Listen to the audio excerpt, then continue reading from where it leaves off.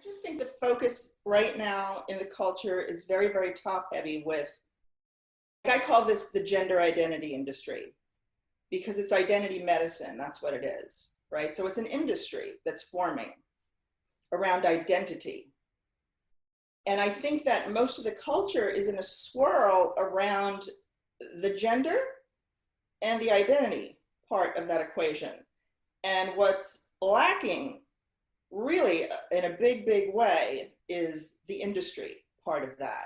I think that capitalism basically subsumes anything that we try to do in terms of grassroots movements at this point in time, because technology is so incredible and people are so attached to the internet and so involved in their computers that they have the advantage, not to mention money.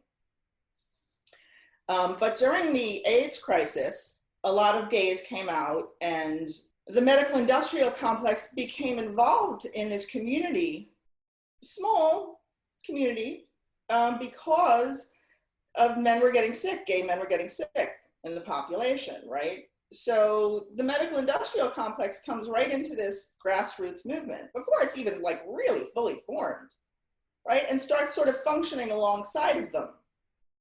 Now, when AIDS starts to get under control in the United States, suddenly these LGB, which were then LGB NGOs, non-governmental organizations here in the United States.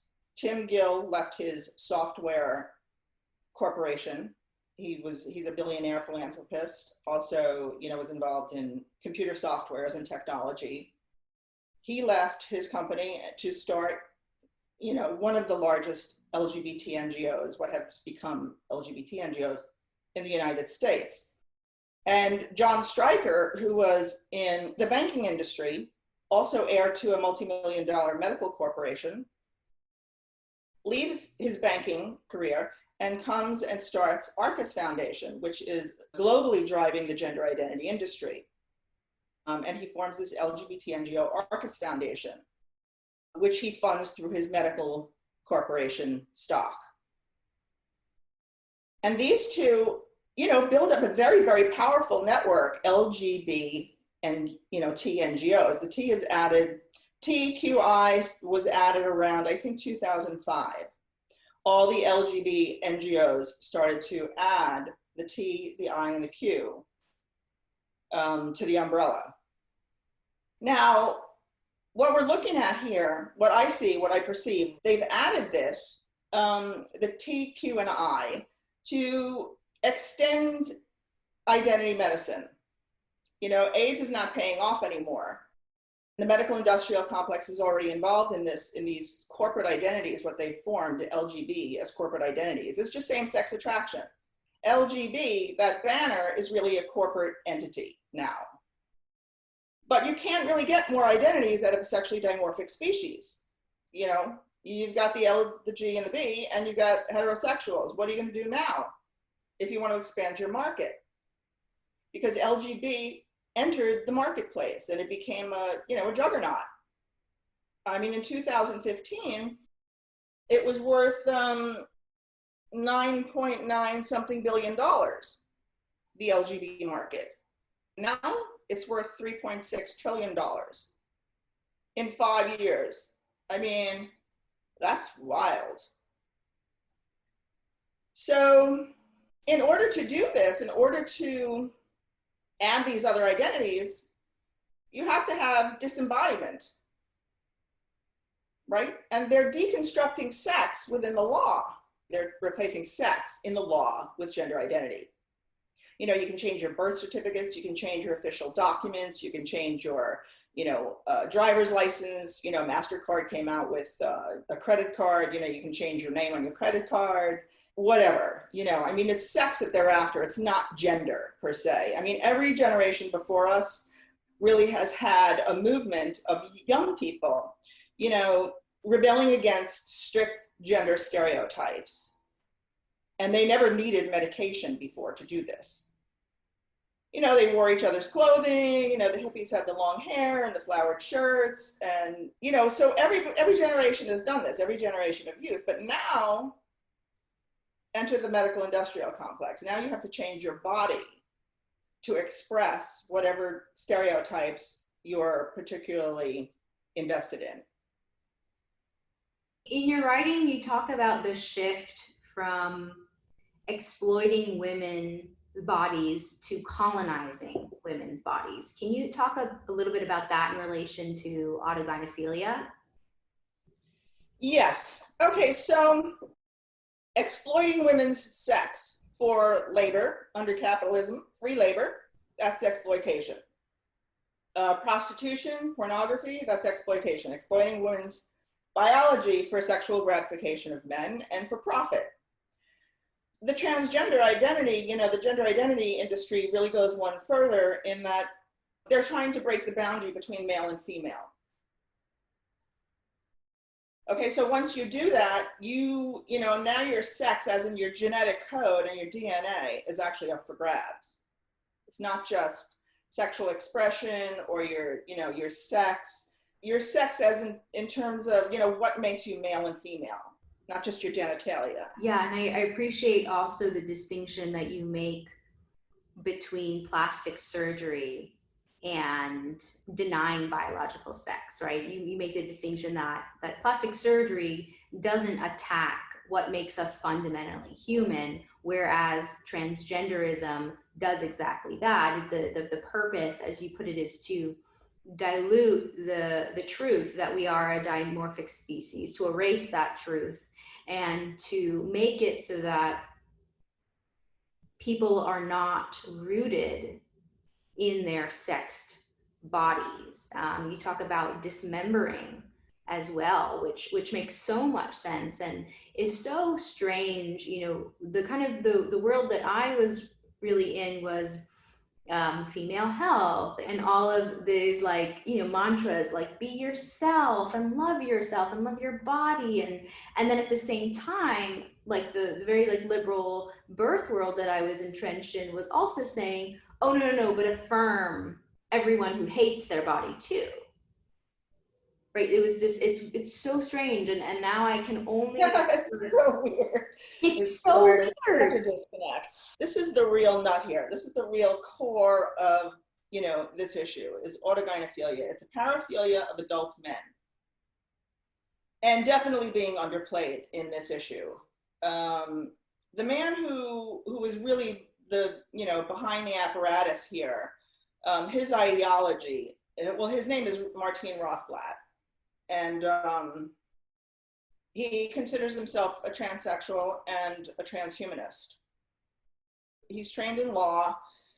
He's been the owner of a massive biopharmaceutical corporation. He's involved in technology. He invented Sirius Radio. He has been involved in the Human Genome Project. He has a farm for xenotransplantation, animal organs transplanted into humans, 3D printing of organs, company. I mean, there's so many things that this guy has done, but he's also trained as a lawyer. And in the 90s, he drafted the first legal document, along with several other autogynephilic men, lawyers, the first legal document to take gender identity, disembodiment into the law, to give it legal structure. He did this, and that became the International Bill of Gender Rights later on, right? And this is morphed across the globe into the SOGI 123 and the, you know, the different bills that they're trying to pass to bring gender identity in and take sex out. And from that point on, he's sort of worked very quietly behind the scenes. I mean, he's there, but unless you're really looking for him, you're probably not going to find him, right? I look for him because I know he's behind this. I ran into one of the books that he wrote was From Transgender to Transhuman, right? And he sees transgenderism as an on-ramp to transhumanism, which is really disembodiment, you know, full disembodiment.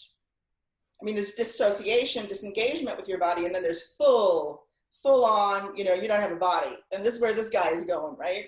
Now, he happens to be really, really brilliant. He's also a maniac. He's, you know, he's totally biophobic, you know, invested in taking technology wherever it will go, no ethics considered, no morals considered. He has co-opted feminism to use for his own purposes. And you can read this in the book, From Transgender to Transhuman. He also is involved in the technological future of birth, reproduction, gene splicing or genes unzipped, which is about your genetic coding. And all this is happening along the same time. Here he is, he's involved in the Human Genome Project, and up and coming is the CRISPR technology that's developing, right? That's like really changing your genetic code, your DNA. I mean, they have the ability to do this now, and they're perfecting it, and they're getting really far along in terms of this, right? So there's Martine Rothblatt at the very, very seat of this movement, and he's got this paraphilia. Now, a paraphilia, the paraphilia of autogynephilia is a fetish, is not, you're obsessed and compulsively sexually attracted to an object, right? And it often escalates through your life.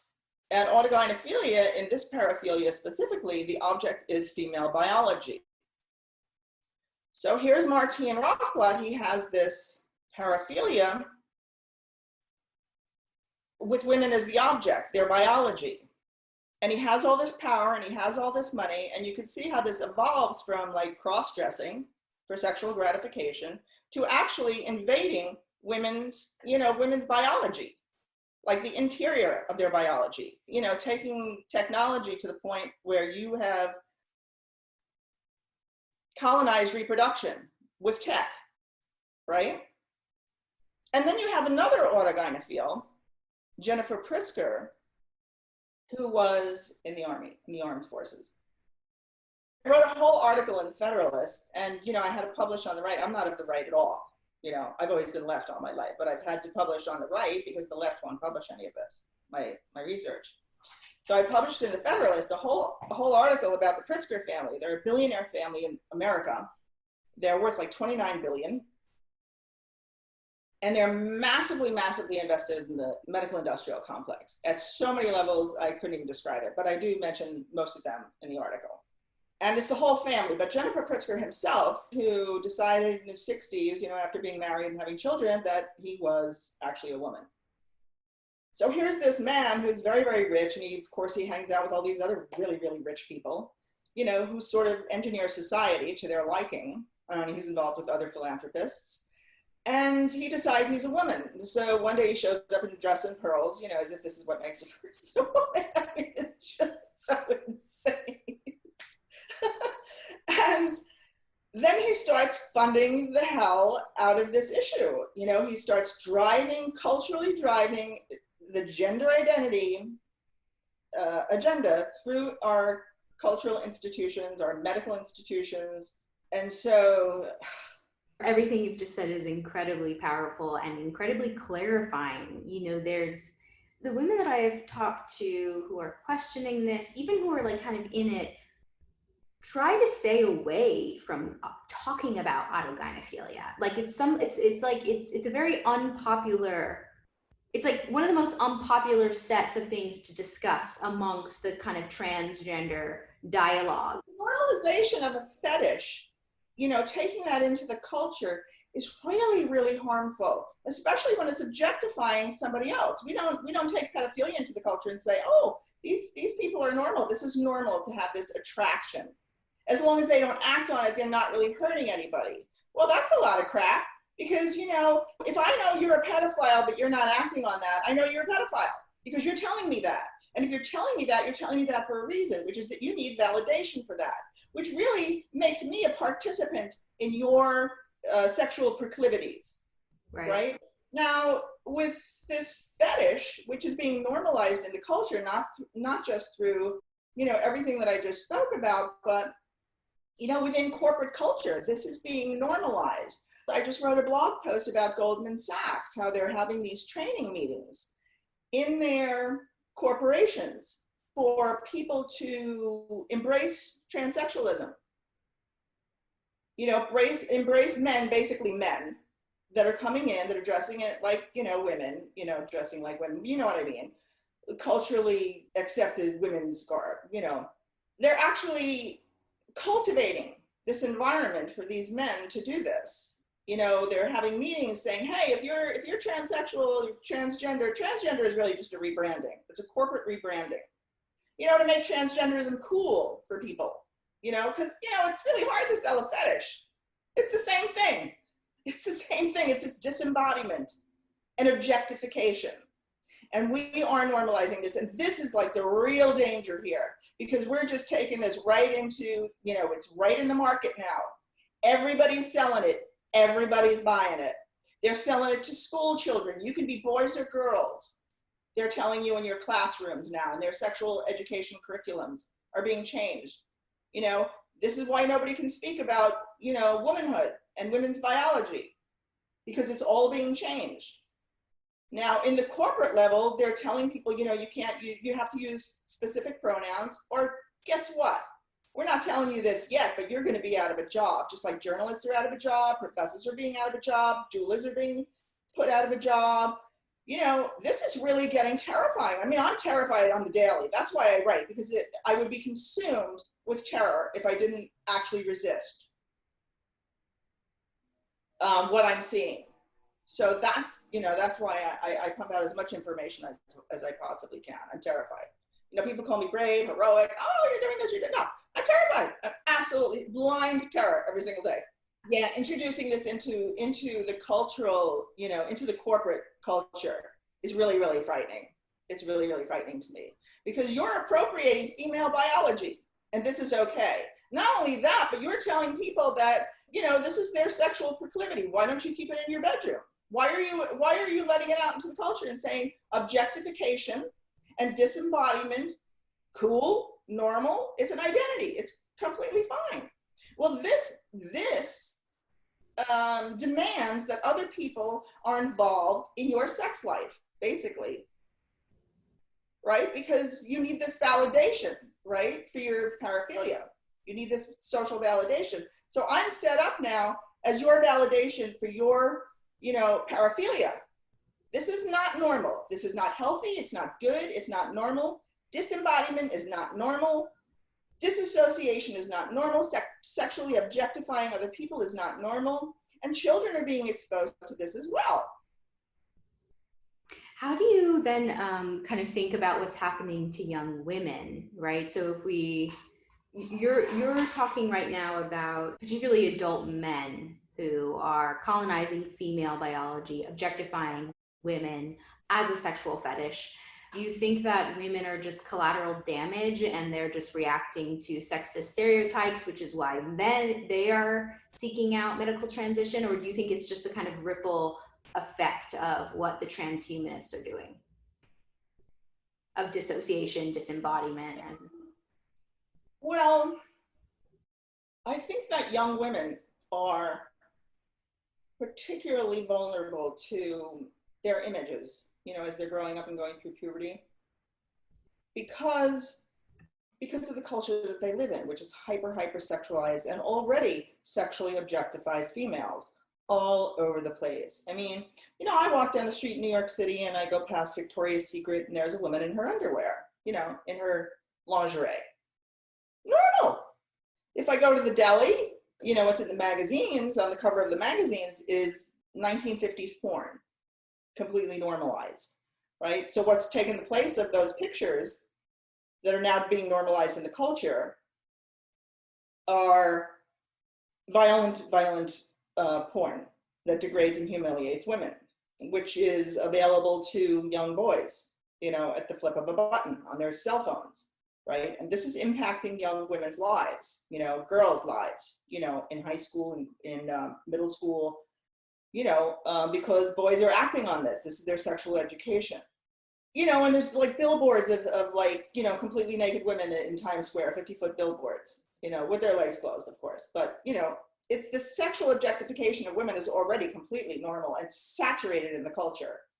So women, wow, this is a lot for a young woman to take in when her body, starts to change, and women, young women act this out on their bodies. you know, with cutting, with dieting, with anorexia, you know, with all these body issues, right? You know, here comes an agenda that tells you, or a movement, you know, it's a human right for you to just lob off your breasts and identify as a man, as a male. I mean, this is crazy. This is way crazy, you know, and I'm not afraid to say so. It's insanity. And anybody that's letting this happen on their watch is equally as insane and lost. 35,000 young women on GoFundMe seeking money to have their healthy breasts taken off, amputated. And doctors are doing so willingly. You know, this hasn't been, you know, saturated in the culture for more than like, you know, 10 years, right? It's probably less. And now we have non-binary surgeries. A couple of doctors in California now that are doing non-binary surgeries where they'll invert a man's scrotum into a cavity that they've drilled into his body so that he can have what is, you know, a hole for penetration. I don't know. Mm-hmm. But while leaving his penis intact. This is now called non-binary surgery. This is macabre. This is, you know, this is crazy that we've gotten to this point. It's like we're really in a death spiral. I think, you know, transgenderism is like emblematic of us, you know, just being in a death spiral because there's really nothing else for, you know, the corporatists to colonize. They've already eaten like most of the globe. You know, we don't have any clean water. We don't have any clean air. What's left? Children. We killed off many of the species. Children's you know, the rest of them are living what we're living with, you know, bad water, bad air, you know, bad food, full of chemicals. You know, where do you go? You know, there's nothing left to colonize except us. Literally us. And what we are is a sexually dimorphic species. So you got to get in there into our genetic coding and, you know, yeah, woo. It's crazy. You know, I have a question for you about hypno-sissy porn. I recently spoke to a woman whose husband got addicted to this hypno-sissy porn and then became physically abusive and did transition and lives his life thinking he's a woman. It hadn't occurred to me that straight men are being targeted with this ideology through hypnotic porn. I mean, I had no idea this was a thing. And so, you know, I think I'm mostly, you know, in my days talking about the impact this is having on women and girls and the erosion of our sex-based rights and things like that. But, you know, who is pulling the strings with the hypno-sissy porn? Like who is, you know, 'cause my understanding of hypno-sissy porn is that it starts off relatively normal meaning like standard, degrading, disgusting porn. And so a man watching it doesn't always seek it out knowing what it is. And so trans rights activists will say, oh no, it's just him finding himself, herself, and, you know, it's just aligned with who she truly is. But there have been a number of men who have contacted me since I released that interview with the ex-wife of this man, saying that they got into it not knowing what it was about, had never considered the idea that they might be trapped in the wrong bodies, and how this porn has destroyed their lives. I do know that, you know, everything that we know about pornography is that people develop a saturation point with it, so that they need more and more stimulation, you know, and the pornography companies are really just, they're hurting, man. They're hurting for more, you know, more horrible things that they can do to women, you know, basically, and children. I mean, so it's just, you know, it's just constant, it's a constant amping up. So men are just, you know, exposed to more and more aberrant things, you know, through pornography industry. I mean, it's whopping. That industry is just whopping big. And also, it's not just in pornography that it's being cultivated, that it's normal. I mean, on a recent Sports Illustrated cover, you know, which is, you know, typical like heterosexist, or yeah, heterosexist basically magazine, you know, with barely clad women. on the cover. Well, they recently had a man who, I guess he thinks he's a woman, or he's pretending to be a woman. But, you know, he had all the, you know, the long hair and the makeup and the, you know, the little bikini, you know, the fake breasts. And, you know, this is being advertised to men. You have Bruce Jenner, who's a major, massive sports star, you know, on the cover of Vanity Fair in his little, you know, what do you call those things? Bodice or I don't even fucking know. Like the yeah, a bodice or a corset or corset. I think it's a corset. Oh maybe. Gosh, yeah, the red shiny one. How could I forget? You know, so it's being normalized right out in mainstream media. You got this guy, what's that show? Transparent. Oh, you know, where the, yes. you know, middle-aged, comes out to his family and all the gyrations that the families go on around this, you know, all the reactions that they have to it. And this is like a major series on mainstream TV. Oh, geez, where did they get it from?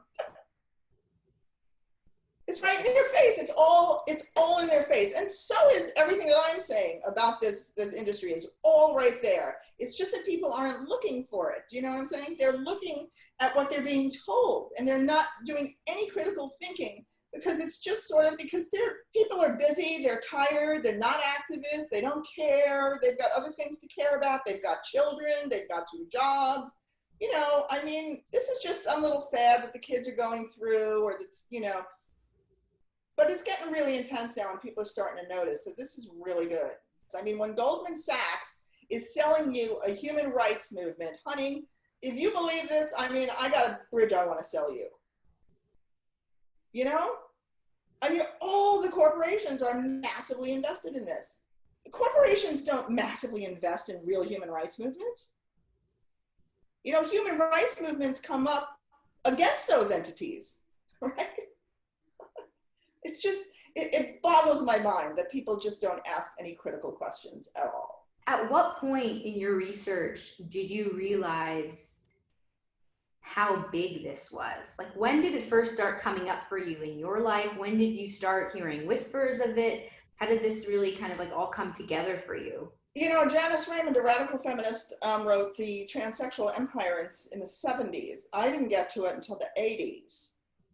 When, you know, early 80s when I started to become very aware of feminism. So I wasn't completely oblivious to this idea. I was involved with an environmental organization, Deep Green Resistance. And one of the founders asked me, because I was living in New York City, you know, hey, you know, would you try and find us some platforms to speak, some venues?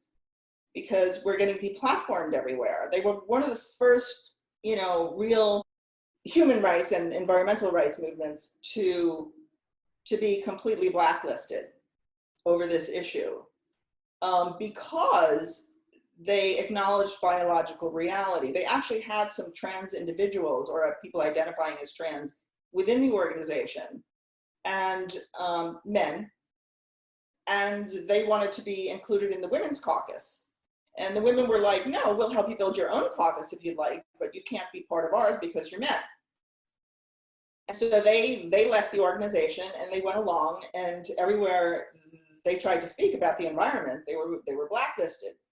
These people would show up, you know, young people, basically with blue hair and bones in their nose, you know, screaming, you know, trans women are women, and defacing their materials at their, you know, events, and screaming through the whole thing so that nobody could hear anything that they had to say.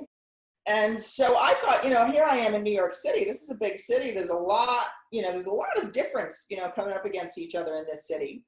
You know, we'll be able to handle this, you know. So in fact, I secured like 3 different venues and they were all canceled within days. And by the 3rd one, I was like, oh shit, this is something really, this is something going on here. You know, this is not like, you know, blue-haired kids with bones in their nose, like, you know, making this happen. This is not them. I didn't know exactly what was going on. I was really angry that this was happening. And I was also like, you know, I wanted to know, like, why is it happening? Why is anybody that has this much power, there's money behind it. So let me just look and see what's going on. So I started to look around, poke around. Where's the money coming from? Where's it going? You know? And a lot of names started coming up immediately.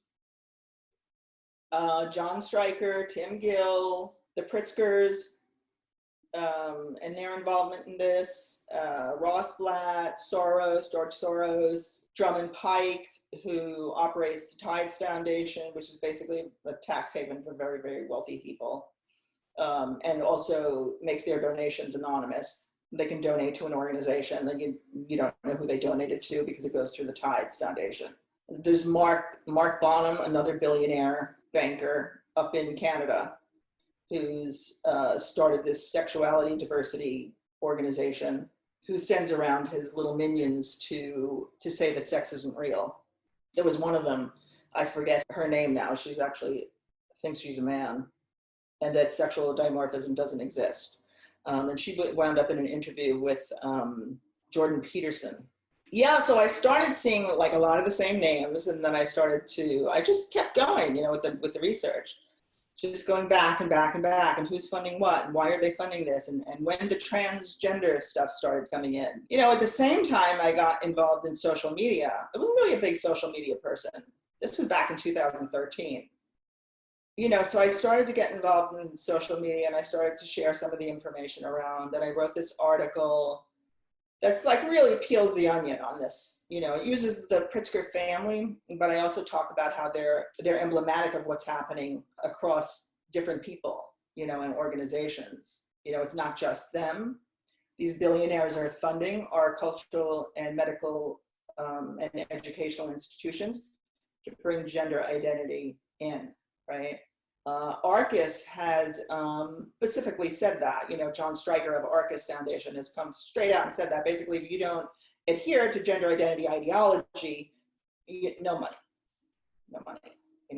and basically there's a lot of threat involved in this. There's a lot of authoritarianism involved in this. North Carolina is a good example of what's happening to anybody who won't get on board with the gender identity industry's narrative. And Arcus Foundation has made it very clear, if you don't get on board with us, and they fund millions of dollars to all sorts of cultural organizations and institutions. If you don't get on board with this ideology, you're going to be left, in the dust. And North Carolina is a prime example of that. 50 corporations, very top heavy with tech corporations, got on board and signed an amicus brief that basically said, in a nice way, in a nice professional business kind of way, that if you don't get on board with this, we are going to ruin you. We're going to pull our money out of your state, which was like trillions of dollars of money. We're going to pull that out of your state, and you're going to be financially irrelevant. And Obama threatened to pull federal money out of the schools if they didn't get on board with the gender neutral bathrooms, which was basically illegal, but he did it anyway. But they stand as an example to what these corporations will do to you if you don't get on board with this ideology of disembodiment. Can you speak to how it's affected your professional life and social circles? Have you kind of always been around women and men of a similar viewpoint? Or, you mentioned that the right publishers and publications of the right are the only ones who will publish your work these days, and how strange that is, for you having always, been a part of the left. Can you speak to that? I have my own business, which is one of the reasons I do what I do, write about this. I'm just very, very forthcoming about what I find, is because they can't really touch me because I have my own business. I'm not involved with academia at all. I'm an autodidact, so I have no relationship to universities or institutions or any of that. I haven't gotten much pushback. I mean, I probably get pushback on the articles that I write and that I put out there on different platforms beyond my own, but I never pay any attention to that. I just put out the information. I don't really get involved in a whole lot of arguments anymore either. Initially I did, to try and make points, but I really find this is like a corporate cult, and I mean that very, very literally. And the market and the technology that drives this information is really the cult leader. since like 2014, when Laverne Cox was on the cover of Time magazine, you know, it's been nonstop 24/7 propaganda about this issue. You know, bringing in little kids and their stories, you know, very Hallmark card narrative kind of stories about families, you know, overcoming this, you know, thing within their families and the poor children. The propaganda has been relentless. I didn't really get like a lot of pushback because they have no way to touch me really, you know, really don't have any close family near me. I didn't have a job out in the world. I had my own business. So they really, you know, they can't really touch me. What can they do besides censor me? You know, and that's pretty much why I developed my own platform, because, you know, they're censoring everybody. And also because I didn't want to continue to publish just on the right. Uncommon Ground Media is a left-leaning, it's a new media platform that's left. And they've published several of my articles and have been very, very good about covering this issue. They're great news media. I'm very, very well positioned. I'm not married. I don't have any children. You know, I have my own business, you know, so I'm really, really well positioned to get information out there. So, and I realized that very, very quickly on because, you know, it's been censorious from the beginning. Like I said, a lot of people can't do what I do because they have families, because they have children. I know somebody in the UK that had to move her whole family because of the things that they do. They go after you, they dox you, they go after your livelihood, they contact you on the phone. You know, this issue is too important for people to be silent. It's too important. I mean, and we're all under the gun. This is massive, massive corporatism. They're also framing things in a way, they're reversing what's actually true, not just that men can be women, which is obviously insane. But they're calling in this, like within corporate speak, is diversity and inclusion. This is about, you know, diversifying our employee pool and including everybody, right? But like, for instance, men are taking spots for women, you know, spots that are to give women a leg up in society so that they're out there, you know, in the culture, helping form it, but they're actually men. It's not really about diversity and inclusion. It's about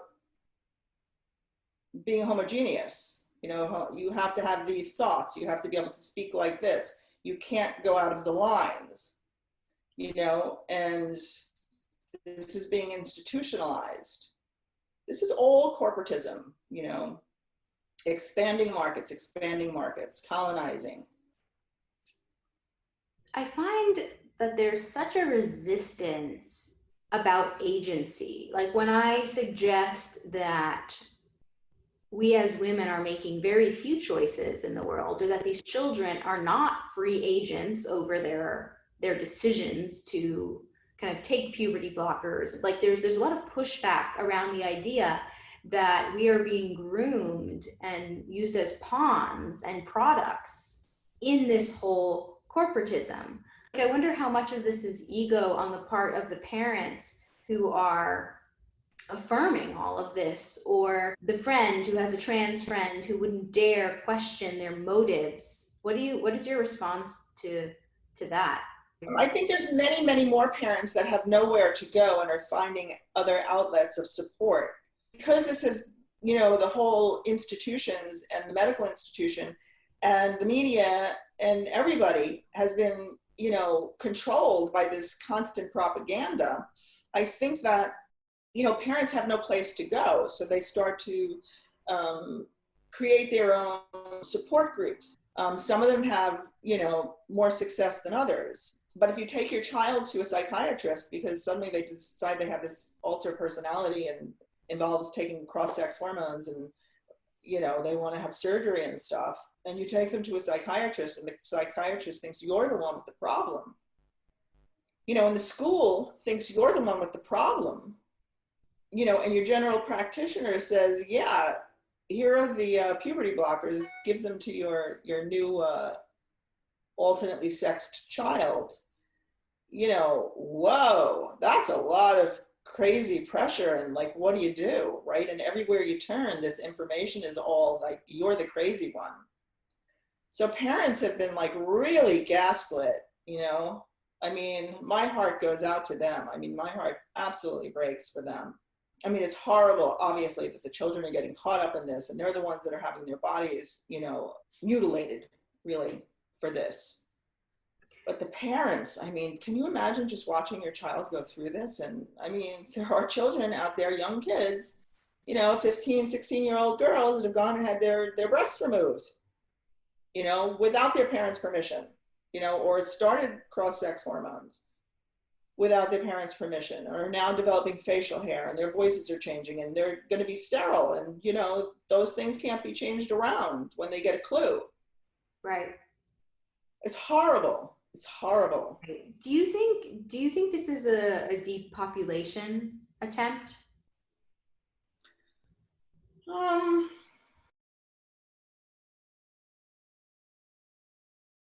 hate to really speculate about things that I can't see.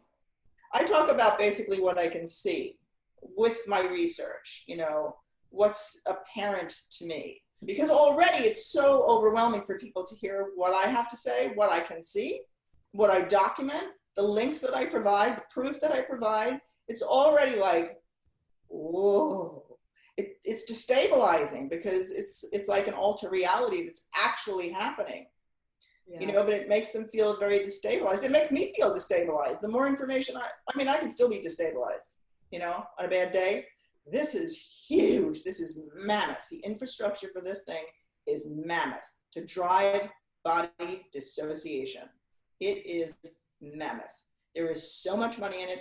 There is so much political infrastructure behind this. It's ghastly. It's terrifying.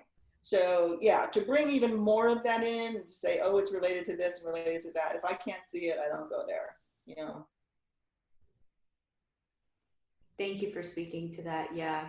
I haven't found a way to like package this up and like make it nice for anyone. You know, I get asked all the time, like, what are your one-liners, or what's a paragraph that I can send to a friend who's coming at me with all these trans rights activist talking points. And I definitely think there is a space for kind of planting seeds. And at the same time, I've been reorienting my energy into strengthening the women who are already with it, who are already here with us, and focusing energy on that and building strength and building confidence and building awareness so that those women can go into their communities. They're in a position now that the propaganda has been so intense that I find like a lot of people online are making arguments for,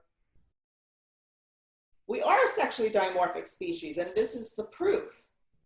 Men really are stronger than women, don't belong in women's sports, and this is the proof. Making these kind of arguments are very, very defensive when we really should be on the offense. This is corporatism. This is corporate culture driving this. And here is the proof. I mean, my blog post will give you all of the proof that you need, that this is corporatism. This is how it rolls. This is how it was rolled out. This is who's earning money off of it. You know, all the people in power in this movement are corporatists. They're not grassroots activists. There's no Harvey Milk here.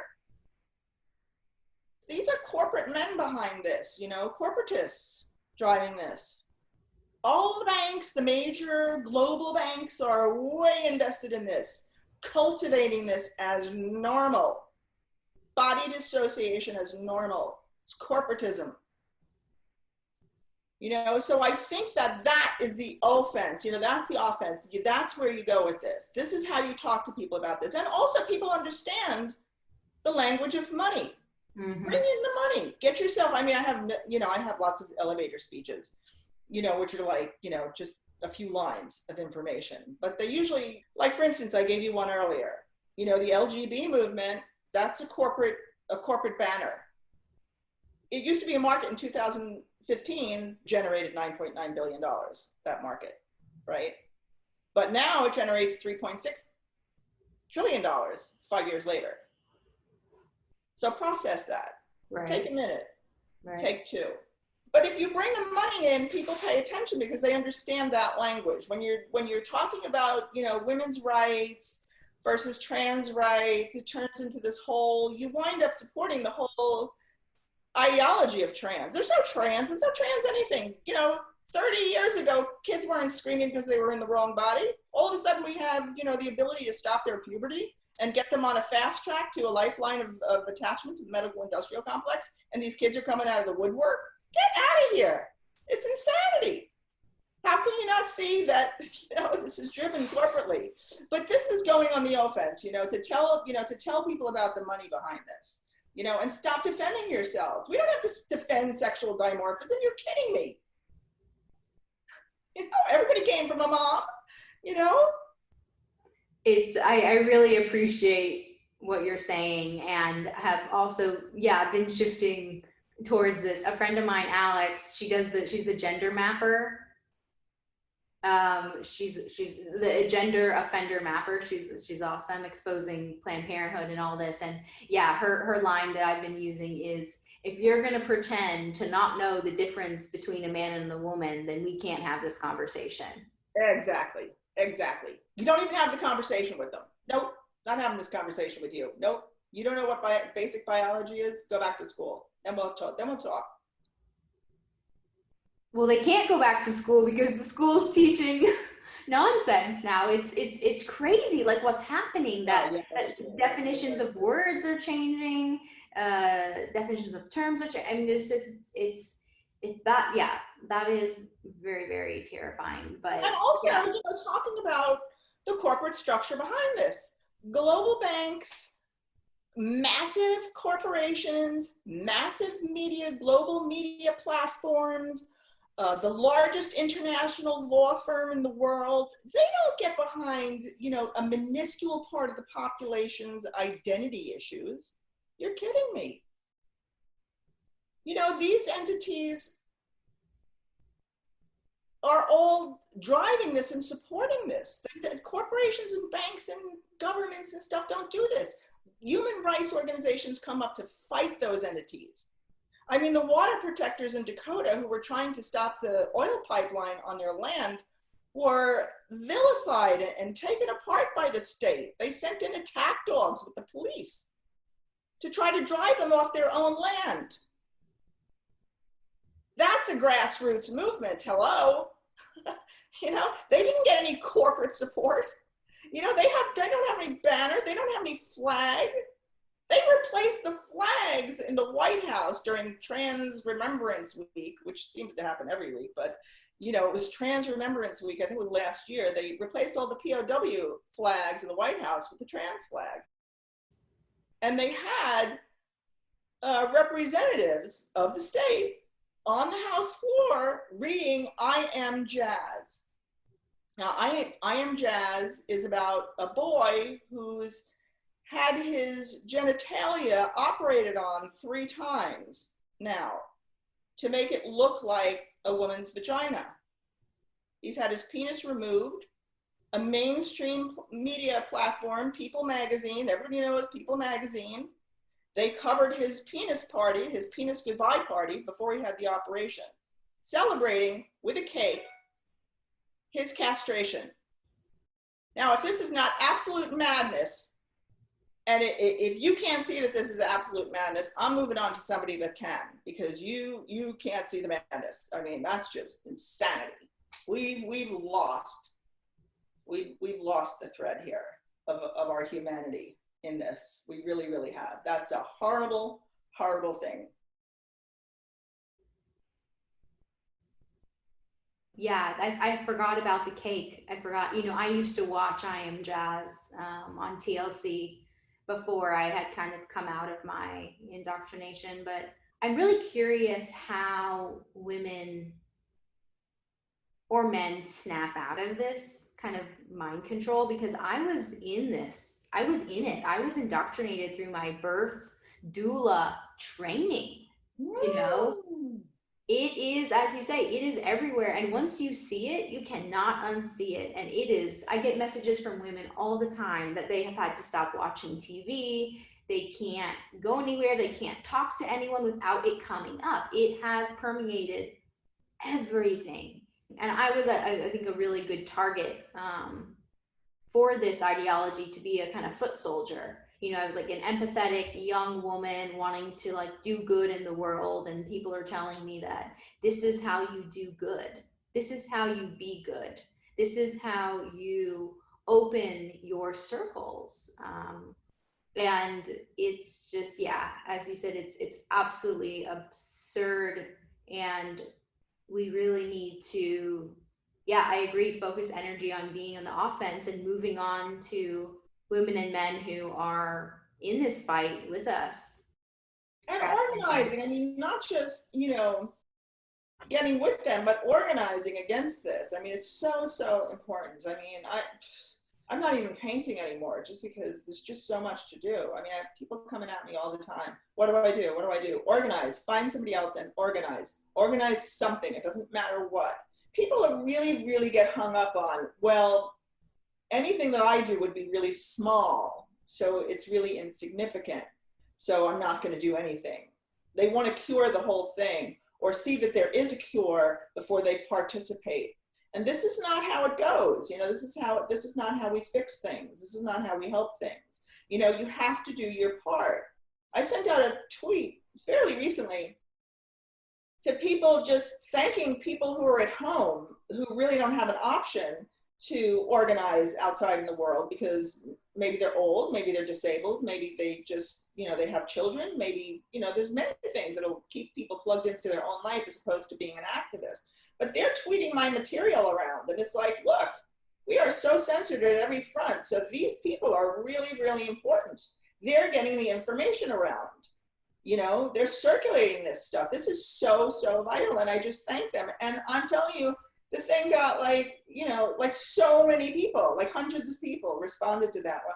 Oh my God, thank you for saying that. Thank you for saying, because I feel like I'm at home and I'm just tweeting these things and I'm making tweets and it's so ridiculous. And it's like, no, this is really vital. Do something, do anything, So I really try to encourage people, and it's, at this point in the culture, I kind of feel like we're just building airbags now because we're in a death spiral. And I hate to say it like that, but you know what? We're all terminal anyway. It doesn't really matter. What matters is love and self-respect. And no self-respecting person or culture or government or country will allow this to go down on their watch. Little children being butchered and being drugged. No. No, we won't have it anymore. It's a matter of self-respect. Resist. Resist for your self-respect and for your love. Hold on to your humanity. That's what you're doing here. There's always going to be good and evil. For as long as we survive, the human species, there'll always be good and evil. There'll always be that dance. Do you know what I mean? Which side? How do you want to fill up your dance card? People think that they can avoid this. This is coming down. This is very fascistic, this whole apparatus. Stella Morabito, wrote in 2016, and she's of the right, but I love her anyway. I've adopted so many people on the right, it just blows my mind. Me too, Jennifer. I really have good comrades on the right. I mean, amazing people that are coming out and really, speaking the truth. And she wrote in 2016, how censorious and authoritarian this agenda is, and she wasn't wrong. Yeah, I've had a similar experience of starting to align, with people on the right, women on the right, and it's been a really, it's really shaken things up quite a bit, I know, for a lot of us. And this is not a bad thing. This is really a good thing because people need to align. You need to reach across the aisle and you need to align yourselves. This is corporate power. We need more people. We need people working everywhere. And you just have to, you have to be you have to be flexible. Wow, Jennifer, you've covered so much and really spoken to the force behind what's happening. And I love, as a radical feminist, I love that you name names. I think that's so important. I really appreciate that you're pointing the finger at these men who have names, who are open about what they're doing. Again, as you said, this is not conspiracy. These individuals are very open about what they are doing and why they're doing it. And as you said, as soon as we're ready to open our eyes to see it, it is right there. yeah, I like to say that that female erasure really, it hides in plain sight. You know, at the University of British Columbia, Victoria, British Columbia, in 2016, they had Martine Rothblatt as a speaker, right? Now, the trans chair organized this talk, this conference, and the trans chair is a position that was funded by Jennifer Pritzker. He made that position. That was the first ever of its kind, a trans chair position within a university in Victoria, British Columbia. And in 2016, Martine Rothblatt was there talking about the transition from transgenderism to transhumanism and how we get there and why it's good. And nobody in the audience gave it an ounce of critical thought. They were all, because he's brilliant, he's also very charismatic. He's very warm, sort of presenting, easy, you know? And he talked about how it's important for transhumanists, tech transhumanists, to adopt the strategy of tech transgenders, like building an organization like WPATH, World Professional Association of Transgender Health. They have a US branch of that. And I think they have a European branch of that also driving this ideology. But he said, you know, basically transhumanists have to take the same strategies as tech transgenders to make people comfortable with this. So this is really a gradual process. I think, you know, transgenderism is really, you know, it's an ad campaign more than anything else for more of the same. I mean, once they get you to adopt and accept and are comfortable with more body dissociation, more than we already, you know, have, you know, then they can roll out other things. Yeah, we need to stop this. We need to go on the offense and really stop this. And everybody needs to do something. Well, thank you so much for pouring your time and energy into this. I know that it is, for the short amount of time that I've been in it, I can understand that it is an all-consuming mission. Thank you, Jennifer. I'm so, yeah, just honored to have met you in person, in the flesh. Also just makes, yeah, it really makes all of this just feel, yeah, makes us feel more connected in a way that I think we really need to feel and be in solidarity in this, and that women know that there's community on the other side of this. You know, women who are afraid of being silenced, who don't fit in with their communities. Or losing their friends. You know, you'll make friends. I mean, as artists, our job is to see, you know, is to take in the things that other people won't take in. I mean, if everybody in society was looking very deeply at issues and things that were happening around us, we wouldn't really need artists, you know. Everybody would be an artist. But an artist versus a craftsperson who might paint really nice pictures or make really nice pottery or what have you. An artist is really different in that we're taking in what other people will not. You know, so even though I'm not painting, I'm still doing that because that's what I do. That's my job as an artist. It's not to paint really beautiful pictures. It's to see. It's to see what other people won't look at and to transcribe that in some way, shape, or form to other people.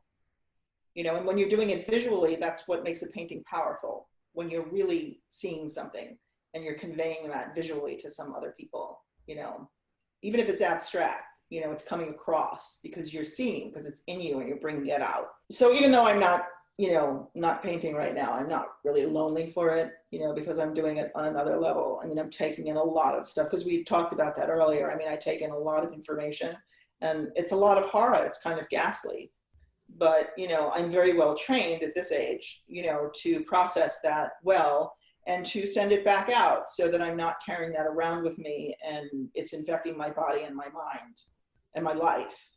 You know, I think that people can get very damaged by taking in too much if they can't process it well.